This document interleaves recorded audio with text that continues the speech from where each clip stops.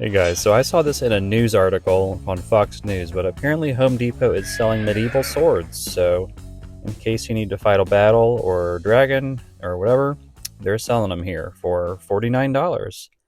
So, this is a stainless steel William Wallace medieval sword with sheath, and it's silver. It's the Braveheart. So, you remember William Wallace from Braveheart. So, that's the model, and this is a replica.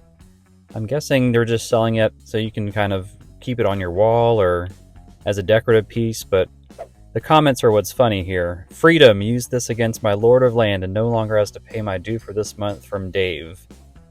So they're pretty good here. It's like the comments section.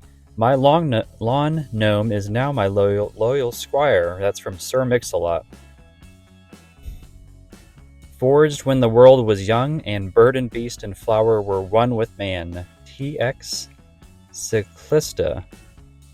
This piece saved my life when I found myself in 1300 AD. Ashley. Next up, we've got. I bought this when I was attacked by Lord Farquaad. Donkey. I guess that's like a Shrek reference.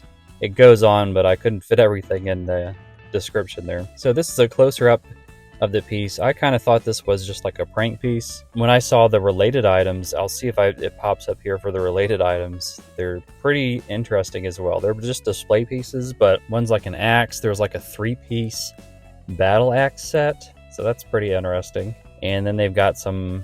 I actually saw a coat of arms as well. It was for $1,200, and then some different like African tribal masks and things. So just a side of Home Depot. I didn't know that they sold these type of things. I doubt they would be in stores, but this is what they have. So check it out.